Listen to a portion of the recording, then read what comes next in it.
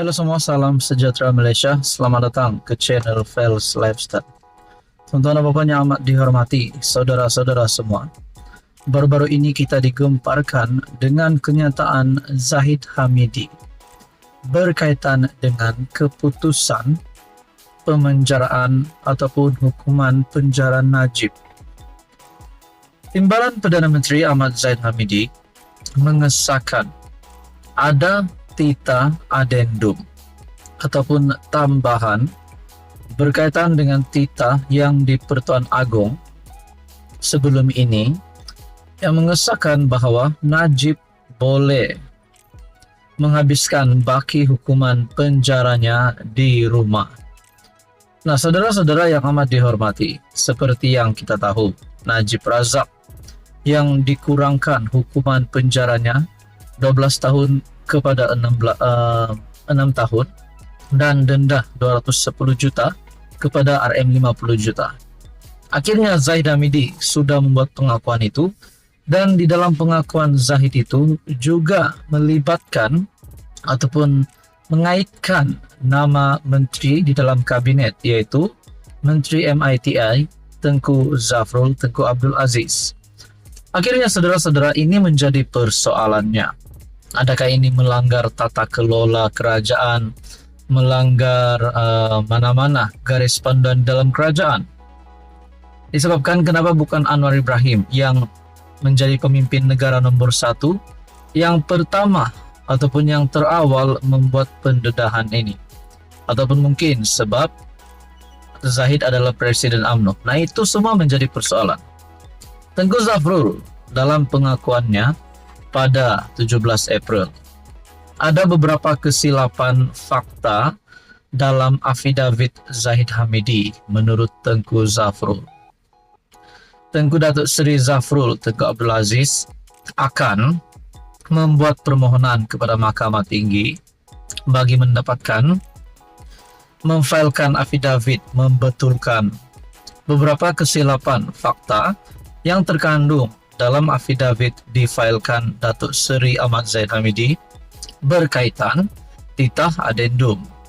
Susulan afidavit yang difailkan Ahmad Zahid yang turut mengaitkan namanya berkata beliau sudah mengambil langkah mendapatkan nasihat undang-undang yang sesuai.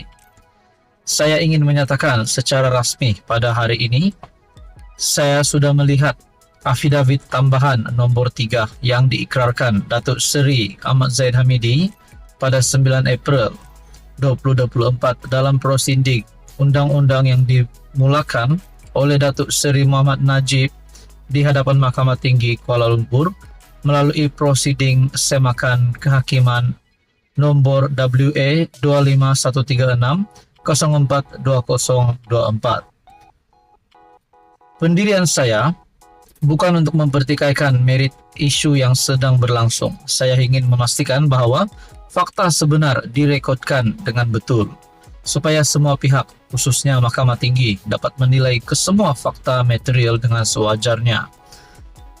Terdahulu, menerusi afidavit yang diikrarkan Ahmad Zahid, Timbalan Perdana Menteri berkata beliau dimaklumkan mengenai kewujudan tita addendum atau tambahan yang di Pertuan Agong ke-16 oleh Tengku Zafrul ketika pertemuan di rumah Presiden UMNO berkenaan di Country Heights pada 30 Januari. Nah, saudara-saudara, di dalam perkongsian ini juga dinyatakan di sini, di dalam perkongsian yang lain, maafkan saya, daripada Syahbudin Husin ataupun syahbudin.com, apa komplot UMNO dalam isu semakan kehakiman Najib? Kenapa Zahid Hamidi setuju jadi saksi, dan pernahkah Tengku Zafrul tunjuk titah agong itu kepada PMX? Ini menjadi persoalannya. Adakah di sini berlaku penipuan ataupun berlaku pelanggaran? Dalam isu semakan kehakiman yang difailkan oleh Najib Razak untuk mencabar kewujudan satu titah tambahan yang dikatakan telah diperkenan oleh yang di Pertuan Agong ke-16 supaya bekas PM itu menjalani baki 6 tahun penjara di bawah tahanan rumah. Secara mudah difahami, ia adalah saman yang dikemukakan terhadap kerajaan. Ini berikutan pihak yang dinamakan dalam semakan kehakiman Najib ialah Menteri Dalam Negeri, Komisioner Jeneral Penjara, Peguam Negara, Lembaga Pengampunan bagi Wilayah Persekutuan KL, Pelabuhan dan Putrajaya, Menteri di Jabatan Perdana Menteri, Undang-Undang Reformasi Institusi, Ketua Pengarah Bahagian Hal Ehwal, Undang-Undang DJPM dan Kerajaan Malaysia. Maka, bagaimana seorang timbalan Perdana Menteri Ahmad Zahid boleh bersetuju untuk menjadi saksi dan membuat afidavit sokongan kepada permohonan Najib? Tidakkah perbuatan Zahid Hamidi setuju menjadi saksi seolah-olah beliau telah bertindak menentang kerajaan yang dianggotainya sebagai Menteri Kabinet? Ini tata kelola jenis apa namanya soal Syabudin? Selain itu, menerusi afidavit yang diikrarkan Zahid Hamidi pada 9 April, timbalan Perdana Menteri itu berkata, beliau dimaklumkan mengenai kewujudan titah adendum itu oleh Menteri Pelaburan, Perdagangan dan Industri Tengku Zafrul ketika pertemuan mereka di rumah di Country Heights pada 30 Januari. Apabila saya menyoal lebih lanjut, beliau Tengku Zafrul menunjukkan kepada saya salinan titah adendum itu yang tersimpan pada teleponnya. Beliau ambil gambar dan imbas sendiri daripada salinan asal, seperti yang ditunjukkan kepadanya oleh yang di Pertuan Agong ke-16. Kandungan titah adendum itu secara jelas menyatakan bahwa pemohon itu Najib dibenarkan untuk menjalani hukumannya yang dikurangkan kepada tahanan rumah dan bukannya secara pemenjaraan seperti sekarang di penjara Kajang. Saya juga melihat titah adendum itu bertarik 29 Januari 2024. Saya seterusnya mengesahkan bahwa titah adendum itu adalah tulen dan sebenarnya adalah titah prerogatif diraja, sama seperti titah utama. Demikian kata Zahid dalam afidavitnya kepada mahkamah. Dalam hal ini, berdasarkan afidavit Zahid Hamidi itu, adakah Tengku Zafrul telah menunjukkan titah adendum yang gambar atau salinan image-nya ada disimpan dalam telepon bimbitnya itu kepada PMX atau memaklumkannya kepada kabinet terlebih dahulu? Jika tidak, kenapa ia mesti ditunjukkan kepada Zahid Hamidi yang merupakan hanya pemimpin nomor 2 dalam kerajaan?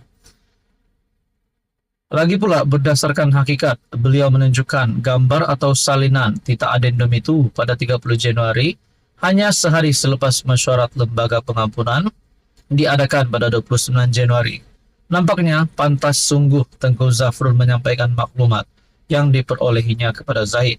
Apa muslihat Tengku Zafrul dalam hal ini?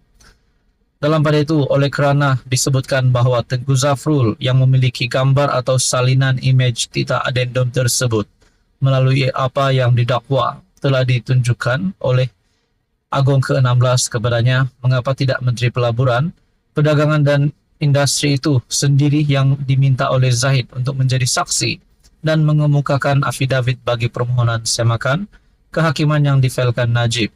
Kenapa mesti Zahid selaku TPM dan Presiden UMNO pula yang setuju menjadi saksi dan memukakan afidavit ke mahkamah? Komplot terlindung apa yang cuba dirancang Zahid Hamidi dan UMNO dalam permainan ini? Adakah PMX sudah cukup awas dan berjaga-jaga membentengi kedudukannya sekarang ini?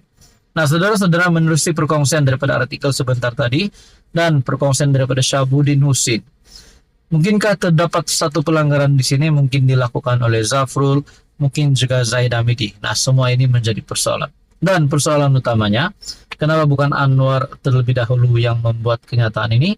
Sekiranya beliau sudah mengetahui berkaitan dengan titah adendum ini. Apa komen Anda, tonton Sekian saja, teruskan bersama di dalam channel ini.